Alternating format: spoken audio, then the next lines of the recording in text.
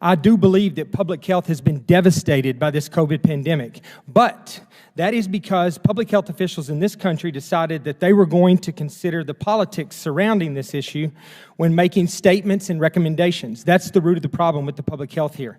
And yes, this must be repaired. We have to get our public health industry back. The only way that that will change, is if we can regain the trust and confidence that we have to have in this country in our public health sector, is to look back. Look back at what happened, who made what decisions, and why those decisions were made. And most importantly, if public health authorities, such as Anthony Fauci, betrayed the trust of the American people, they must be held accountable. Period. Somebody has to be held accountable. This is a problem we have in government, throughout government. If there's no accountability, nothing changes.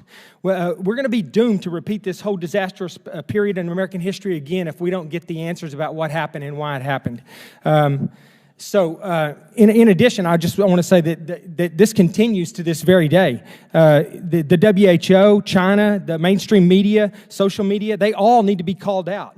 They need to be held accountable for their part in this cover-up. Millions of people died, and we need some answers to what's going on. And I'll say that we still have an issue with this today.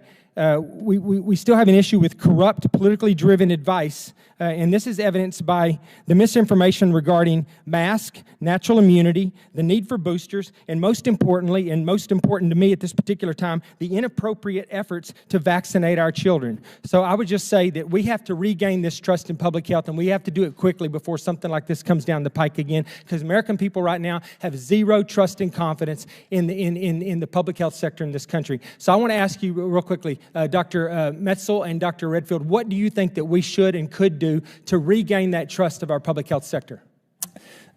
A number of things. First, we need to look objectively, honest, directly, fearlessly at the COVID origins issue. As I've said before, I think the primary culprit, if that's the right word, is China. But we also need to look at ourselves. We really need to look at everything. We need to follow the evidence. We also need to establish a bipartisan process for evaluating the entirety of our readiness, and that's why in my remarks I recommended establishing a bipartisan COVID-19 commission, kind of like built on the model of the 9/11 commission, because it's going to be very difficult to do it piecemeal. We really need comprehensively, in a bipartisan manner, to develop an action plan, and because health is international, that means exactly as you've said, we need to focus on the national and the international levels. Dr. Redfield, real quickly. Yeah, real quick. I think the first and foremost is we've got to tell the truth. When you don't tell the truth, you've got a problem. And I think if you go back, there were many times when public health officials packaged the message to what they wanted to say, but it wasn't necessarily truthful. The second thing, you have to have the courage when you're a public health official to say, I don't know, when you don't know. And I think that really fundamental, that's how we begin to lose it. When people say that we're going to be okay once we get 30% immunity, and then later they say 50%, and then later they say 70%, and then the press says, well, why did you say 50% before, and now you're saying 70%, and the guy says, well, I didn't think the public was ready to hear that.